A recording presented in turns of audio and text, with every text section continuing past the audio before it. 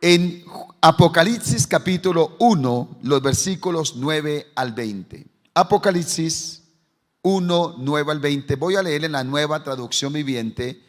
Y mientras usted busca, hace 8 días estamos hablando de la historia de la mujer samaritana. Y decíamos que la clave está en la adoración. Hoy le voy a hablar Jesús, el centro de toda la adoración. Por favor, no se distraiga, présteme toda la atención para decirle lo que tengo que decirle a través de la palabra. Apocalipsis 1, 9 al 20 dice así: yo, Juan, soy hermano de ustedes y compañero en el sufrimiento, en el reino de Dios y en la paciente perseverancia a lo que Jesús nos llama. Me exiliaron a la isla de Patmos por predicar la palabra de Dios y por mi testimonio acerca de Jesús. Era el día del Señor y yo estaba adorando en el Espíritu. Diga conmigo: adorar en el Espíritu.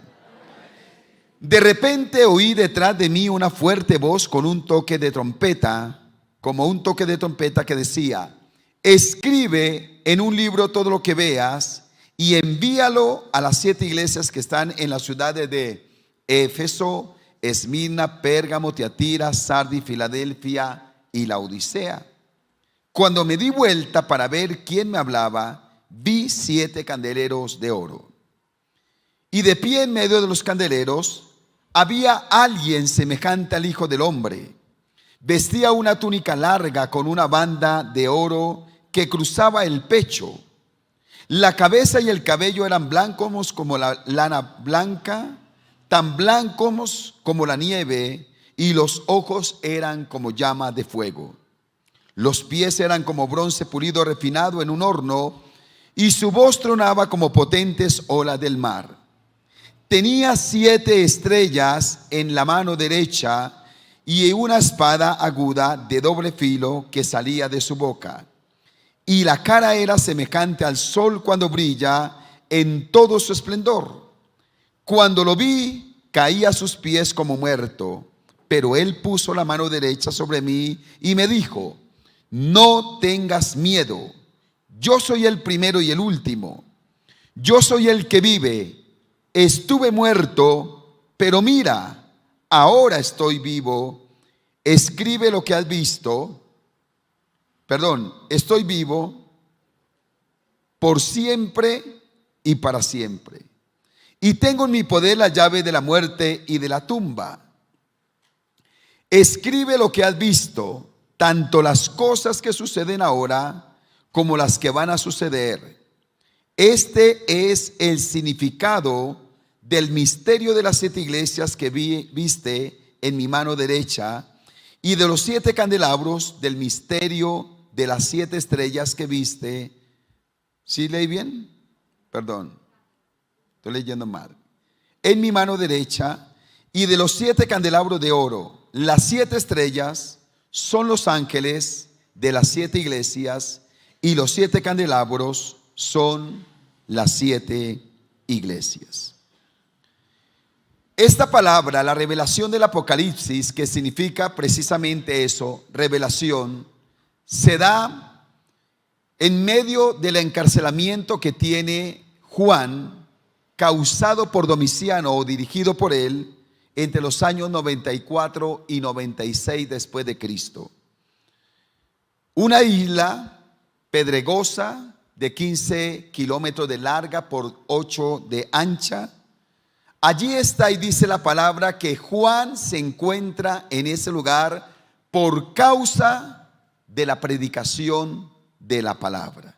Y en medio de esa experiencia o de estar allí, dice que era el día del Señor. Y no habla del día del juicio a futuro, sino el primer día de la semana, cuando adorando en el Espíritu, dice la palabra que Juan tiene la revelación y ve al Cristo glorificado. Una escena sobrenatural, y en medio de ello le da la dirección de escribir lo que el Señor le iba a mostrar porque era el mensaje para las iglesias. En la experiencia de Juan en la isla de Patmos tenemos la revelación de la gloria de Cristo, la esperanza y el regocijo de la iglesia de todos los tiempos. Así que veamos brevemente cómo Jesús es el centro de la adoración y cómo manifiesta su gloria.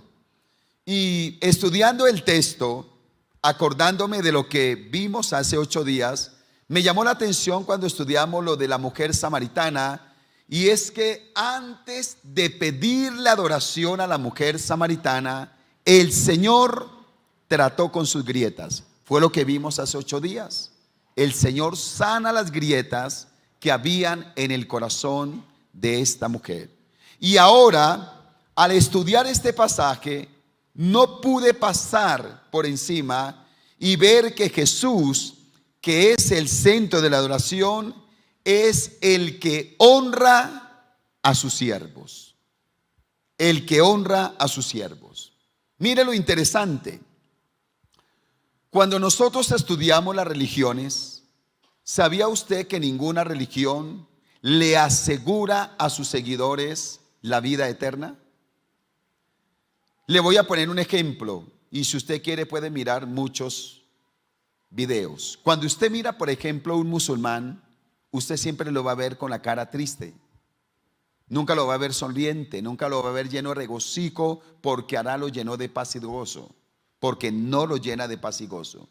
Por ejemplo, un musulmán, todo lo que hace, está tratando de mirar a ver si Alá en la vida eterna lo recompensa. Nunca tiene la seguridad, no la tiene.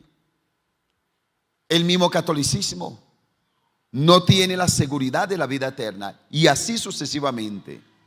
¿Sabe que cuando amamos y servimos al Señor, le hemos recibido en nuestro corazón, tenemos la seguridad de la vida eterna, y nuestros corazones pueden disfrutar de la llenura de su paz, de su gozo y de su esperanza?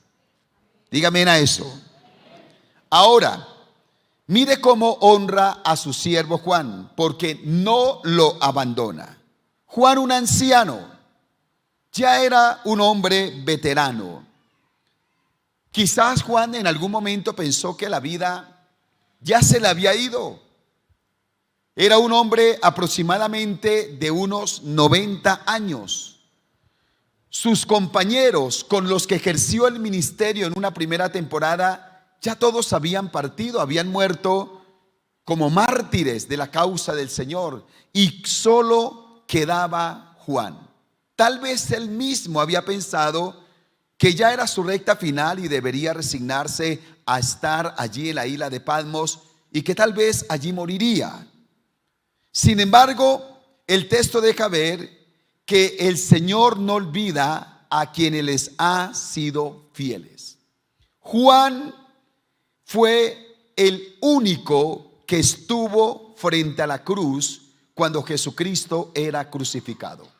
Estaba arriesgando la vida, lo habían podido tomar, lo habían podido llevar a la muerte, pero Juan es el único que está allí, y por más de 60 años permanece fiel en seguir al Señor, en predicar las buenas nuevas del Evangelio. Y mire cómo Juan es consolado en el destierro con la revelación del Cristo glorificado. El que vio el Cristo sufriente, el que lo vio en la cruz desnudo, el que lo ve en esa condición, ahora está viendo la máxima revelación del Cristo glorificado. Eso dice que el Señor honra a sus siervos, aquellos que le han sido fieles, aquellos que han pasado por un trago amargo, aquellos hijos de Dios que se mantienen amándole y sirviéndole cuando las cosas no salen bien, cuando hay oposición, cuando viene la prueba, pero siguen amando a Dios. ¿Sabe que el Señor sabe honrarlos? Como lo hizo con Jacob en Betel, como lo hizo también con Elías cuando estaba huyendo y deseaba morirse debajo de un enebro, como también honró a Ezequiel junto a la orilla del río Quebar cuando estaba en el cautiverio, pero a pesar de estar en el cautiverio amaba al Señor, como lo hizo también con Isaías en el año en que murió el rey Usías, cuando el dolor tocaba su corazón, el Señor lo consoló, como lo hizo con Esteban aún en el momento de su apedreamiento, en el momento de su más profunda dificultad humana. Dice que Esteban vio los cielos abiertos. ¿Qué nos dice esto? Que Dios suele consolarnos cuando estamos en las más grandes tribulaciones. Dios no nos abandona. Dios es misericordioso. Así que el Señor trae consuelo para cada uno de sus hijos. Y esta es la voz de esperanza que el Señor tiene para nosotros. Bienaventurado aquel que ama al Señor sin apartarse a la mano derecha ni a la mano izquierda. Bienaventurado aquel que no reniega de su fe en el momento de la prueba. Bienaventurado aquel que a pesar de la prueba, de la burla de otros, a pesar de la oposición, se mantiene fiel con la mirada puesta en el galardón. Bienaventurado aquel que ha decidido en su corazón amar y servir al Señor hasta el último instante de sus vidas, porque será consolado y será bendecido por el Señor. El Señor no dejó en derrota a Juan. Tal vez sus enemigos creyeron que tomando a ese anciano, que ni siquiera respetaron sus canas, que era una costumbre en aquella época, ¿cómo toman un anciano y lo mandan a una isla para desterrarlo? Tal vez diciendo: deshagámonos de ese viejo que cada vez que habla nos retumba en nuestros oídos, que se muera en ese lugar, que acabe su vida en medio de los pedregales. Y en medio de ello, cuando todos creían que era su final, fue cuando Juan dio el más precioso de sus frutos. ¿Cómo es que en ese momento, cuando ya es el anciano, cuando todo el mundo consideraba que su tiempo había pasado, que todo había terminado, recibe la revelación del Cristo glorificado y recibe un mensaje? Y la historia esta bíblica dice que Juan sale de la isla de Patmos para ser el hombre, el mensajero de Dios a las 7 iglesias de Asia Menor. Eso dice que si cada uno de los que estamos aquí podemos comprender el evangelio, podemos comprender la verdad de Cristo, el Señor tiene una misión que cumplir con cada uno de nosotros. El Señor no ha terminado con usted. Ahora, la pregunta sería: ¿usted quiere permitir que el Señor cumpla su propósito con su vida? Porque su plan podría ser más grande que el de Dios. Pero qué interesante, yo bendigo a los hermanos veteranos, a los hermanos ancianos con esta palabra para decirles que así como Juan dio un gran fruto en su último tiempo, así también sucederá con su vida. ¿Cuántos dicen amén a eso? ¿Sabe por qué? Porque Juan adoró en el Espíritu. Y cuando uno adora en el Espíritu, mire lo interesante, si usted tiene su Biblia abierta, cuando se adora en el Espíritu, la adoración en el Espíritu nos permite oír. En el versículo 10 dice que Juan oyó una voz. Oyó una voz. ¿Cómo necesitamos que nuestro oído escuche la voz de Dios? Hay muchas voces extrañas, de desánimo, de derrota, con ofertas pecaminosas, con tentaciones que nos dicen que en el pecado está el deleite, que si le damos la espalda a Dios y vivimos a nuestra manera, podemos ser felices. ¿Cuántas voces extrañas hay? Pero dice que por cuanto Juan adoraba en el Espíritu, oyó la voz. Y yo pido al Espíritu de Dios que nuestros oídos estén abiertos a la voz de Dios, a la voz del Espíritu Santo. Cuidado con las voces extrañas. Esta terrible serpiente que habló en el huerto del Edén, desgraciadamente sigue hablando. Y sabe que lo doloroso y lo lamentable, que muchos siguen cayendo en su engaño. Con que Dios os ha dicho cuál Dios. Usted no necesita de Dios. Usted puede ser feliz sin Dios. Viva como usted quiera. Al fin y al cabo es su vida. Haga con ella lo que quiera. Y mire cómo la serpiente desgraciadamente sigue susurrando al oído de aquellos que no adoran en el espíritu, y por consiguiente su oído está distraído. Pero dice también en el versículo 11 que por cuanto adoró en el espíritu, escribió. Le dice escribe. Y eso habla de plasmar el mensaje de Dios, de escribir una historia. Escúcheme, de escribir una historia bajo la dirección perfecta del Espíritu Santo.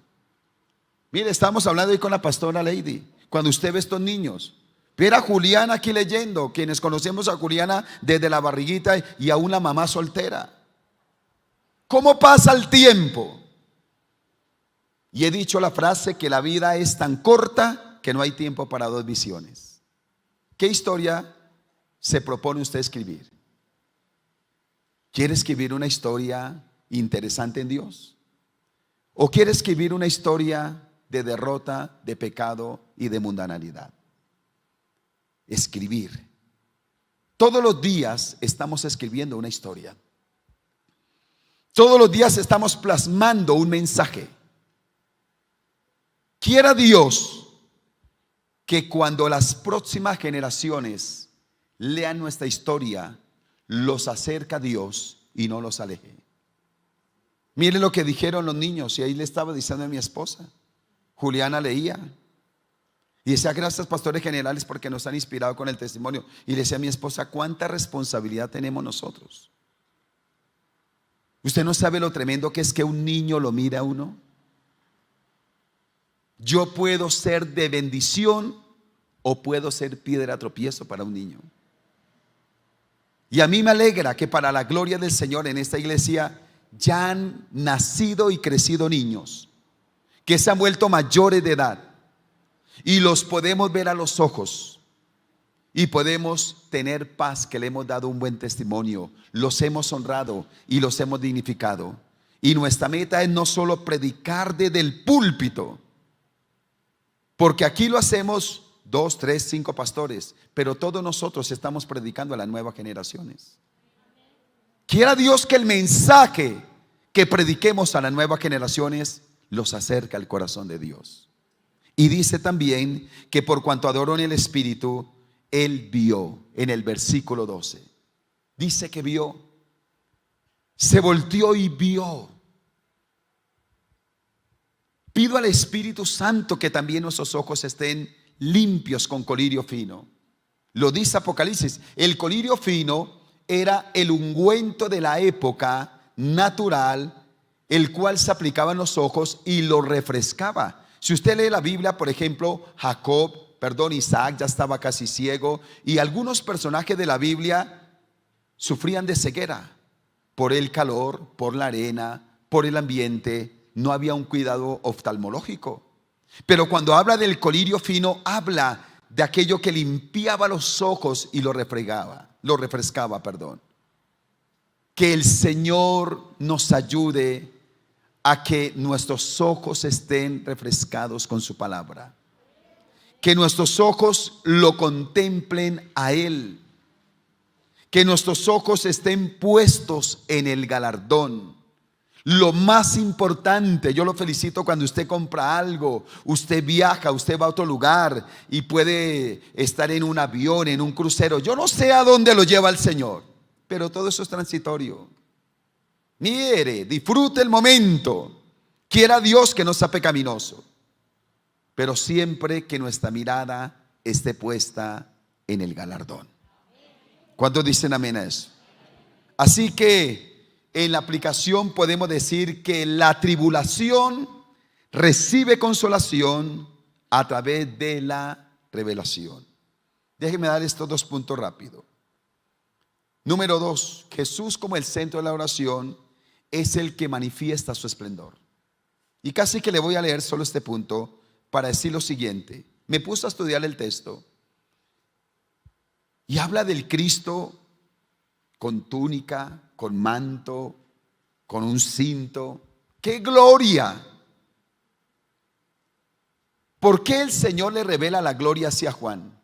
Porque Juan tenía por 60 años en su mente la imagen del Cristo crucificado. Entonces déjeme leerle esto que escribí. El Cristo crucificado es un Cristo desamparado.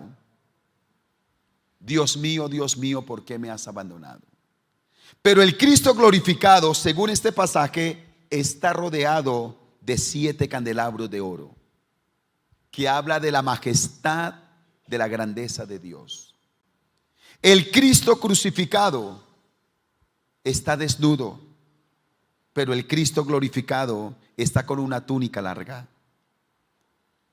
El crucificado, el Cristo crucificado, tiene su costado traspasado, pero el Cristo glorificado tiene una banda de oro que cruzaba su pecho.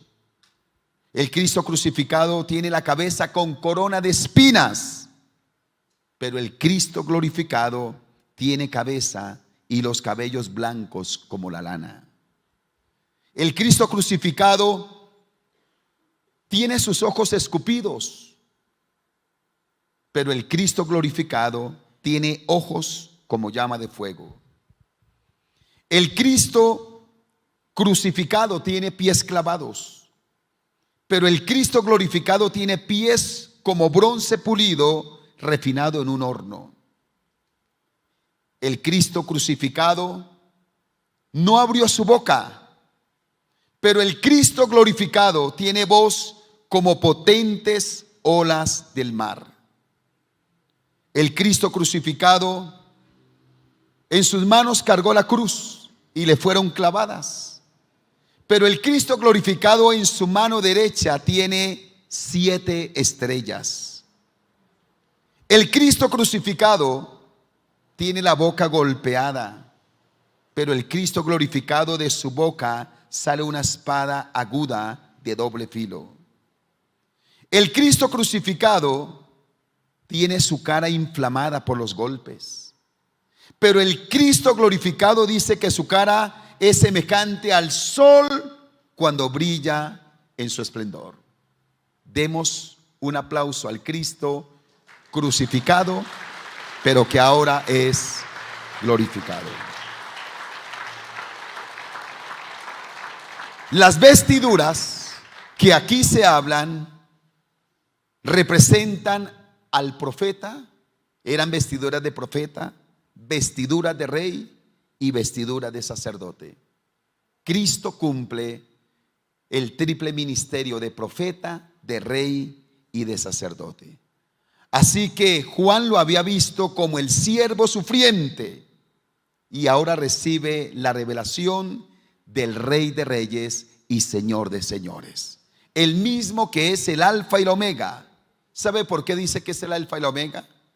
Porque es el que cubre los tiempos, el que permanece para siempre, el que es sobre todo imperio, potestad, nación y reino, el que es autor de toda bendición, aquel que lo llena todo y en todo. Por eso la Escritura dice que delante de Cristo Jesús se doblará toda rodilla y toda lengua confesará que Jesucristo es el Señor. Y le tengo noticias. Tal vez usted dice, no, de pronto los hermanos que van a la iglesia, delante de Dios se va a doblar toda rodilla. La de Vladimir Putin, la de Joe Biden, la de Gustavo Petro, la de Uribe, la de Santos, la de Correa, la de Messi, la de Cristiano Ronaldo, la suya y la mía. Y si usted dice, no, yo no voy a doblar mi rodilla delante de Dios, escúcheme esto: unos la doblaremos con gozo adorando su nombre, y otros tendrán que doblarlas con dolor por no haber reconocido su señorío. Pero que todos doblamos nuestra rodilla delante del Señor, todos la doblamos. No sé usted por qué las quiere doblar, pero yo las quiero doblar en adoración y en exaltación al nombre de Cristo Jesús. Y ese Alfa y Omega conoce los secretos de nuestro corazón, nos cuida, nos sustenta, es nuestra máxima defensa. Por eso esta frase que escuché en una clase de maestría que estoy haciendo, pero alguien dijo esta frase y me llamó la atención: Dios no tiene igual ni rival. Se la voy a volver a repetir: Dios no tiene igual ni rival, Él es único. ¿Cuántos dicen amén a eso?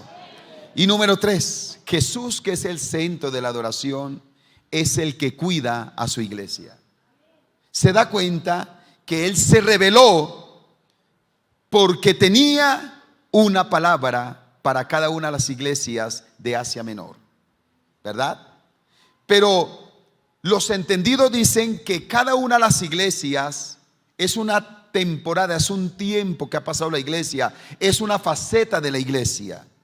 Eso dice que Dios siempre tiene palabra para su iglesia, y la palabra es la que protege a la iglesia del engaño. Quiero decirle lo siguiente: estoy preocupado porque yo escucho muchos mensajes, estoy tratando de escuchar predicaciones, pero yo escucho mucha gente que se para en un púlpito, que dice muchas cosas, toma el micrófono y dice que no son bíblicas. Y yo quiero advertir a la iglesia del cuidado a quien escucha y qué escucha, porque desde muchos púlpitos se dicen cosas bonitas, alentadoras, se da el parecer del predicador, pero aquí no estoy para dar mi parecer, aquí estoy para decir lo que la palabra del Señor nos enseña. Que Dios nos ayude a no ser engañados. Por eso, cuando como pastores los animamos que hay que leer la Biblia en un año, que hay que hacer devocional, nos volvemos cansones, pero para eso nos puso el Señor a nosotros, para animar a la iglesia que ame, conozca y viva la palabra. ¿Cuántos dicen amén a eso? Yo me alegro que en esta iglesia hay muy buenos predicadores. Cualquiera que pueda subir aquí, el pastor Ariel, la pastora Liliana, el pastor Jesús, el pastor Carlos, el pastor Alex, mi esposa, predican. Gloria a Dios que aquí hay buena palabra. Y usted se dará cuenta que no son mensajes de motivación, sino que le estamos enseñando la buena palabra. Por eso el que cuida la iglesia está presente y permanente en medio de nosotros. ¿Cuántos dicen amén? Es un Dios teísta, con T, teísta. El deísmo con D, deísmo, dice que un ser supremo creó al mundo y lo abandonó. Pero el teísmo dice que Dios creó al mundo, está en medio de él, lo cuida y lo sustenta. Tenemos un Dios personal. Por eso cuando se revela, Juan le dice: aquí estoy aquí para decirte que no temas, que no te desanimes, que yo estaré contigo como lo prometí todos los días hasta el fin del mundo. Y el que cuida y pastorea su iglesia siempre tendrá un consejo que darnos. Nos da descanso, siempre nos da dirección para que siempre estemos con él. Colóquese en pie, por favor. Colóquese en pie.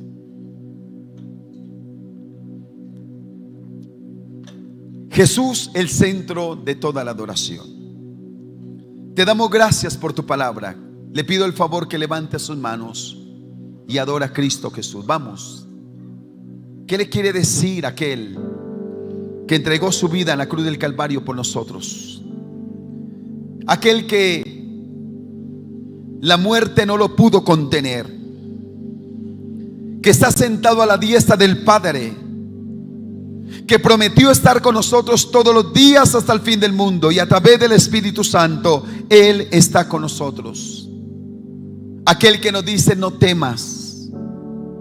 Aquel que nos cuida, aquel que nos sustenta, aquel que nos fortalece. Señor, hoy te bendecimos y te glorificamos. Tal vez no seamos tan ancianos como Juan, pero tal vez nos sentimos a veces que todo ha pasado, que se nos van las fuerzas, que los sueños se esfuman, que no sabemos por qué vivir. A veces no le encontramos sentido a la misma vida, pero queremos seguir el ejemplo de Juan. En el destierro adoró en el Espíritu, y por cuanto adoró en el Espíritu, oyó, escribió y vio. Te pido, Señor, que levantes una iglesia que adora en el Espíritu, para que el día que delante de ti se doble toda rodilla, las nuestras se doblen en gratitud, regocijo y adoración a tu nombre, y no de dolor por la condenación eterna. Padre, ayúdanos a amarte y adorarte todos los días de nuestra vida, en el nombre de Jesús. Amén y amén.